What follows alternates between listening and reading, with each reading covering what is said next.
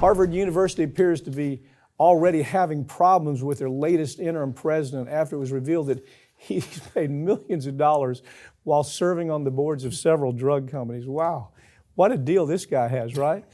So he's making a salary as a professor at Harvard in a department where he's overseeing research, right? So Eli Lilly or whatever company calls him and says, hey, I hear you're working on some patents, right? I hear you're working on some things at Harvard that maybe we can get in and buy. Well, he has his Vertex and Exelixis. Those are the two companies he's looking out for. But he's on the board, and he's paid $2.7 million to sit on the board. You know the problems. We've talked about the problems, what absolutely. It means in typical lawsuit. Go ahead and pick it up. Yeah, what people have to understand why this is so bad is because these universities, especially Harvard, the most prestigious college in the country, that title of being a Harvard graduate carries a ton of weight across the planet.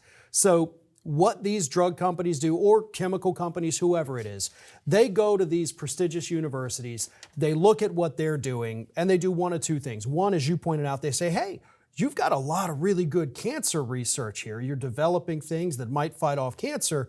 We want to buy this. So could you sell this to us? So they use it as their R&D department without having to pay for it. And the second thing is the most important. They then, when problems arise with that cancer drug or whatever it is, they say, hey, listen, we've got this paper we wrote that actually says if you do it this way, everything's fine. No problems with the drug. It's your drug. Could you, just sign your name right here on the paper. We're good to go. We got to send it to the FDA. Yeah, I don't want people to miss what you just said. The company writes the clinical data, okay? They have these folks signing off on the clinical data. They didn't even write the article, but it appears in all these big journals. Their name on it, Harvard, Yale, Princeton, and I'm always across the table from them. This is what I kind of specialize in, is cross-examining these cats. And if you look at their history, they're making so much money. They will say anything for $1 million, anything. I don't think I've ever seen a situation where the conduct and causation is so overwhelming. The corporate type has caused clear harm to the consumer, and the clinical data shows it. The memos, the data, all the papers, all the transactions in the company show that that's the case. But these cats, they show up at a deposition and say, oh, no. We can't know that Yaz is really killing women through a whole host of problems. Or we can't be sure that Johnson & Johnson's baby powder is causing cervical cancer.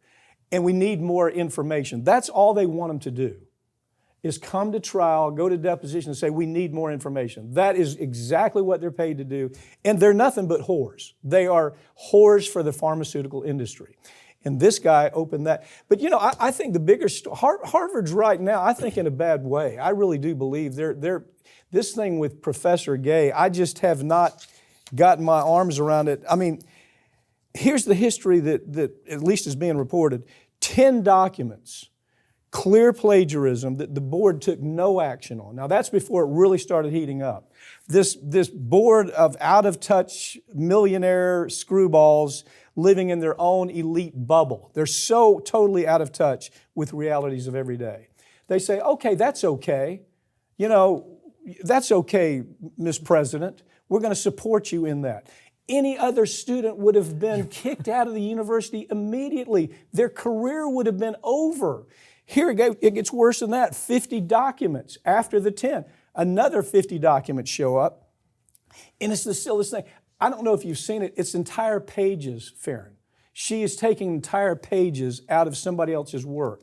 Some other scientist who's done the research, and she's putting it to her use. And now this is called racial animus.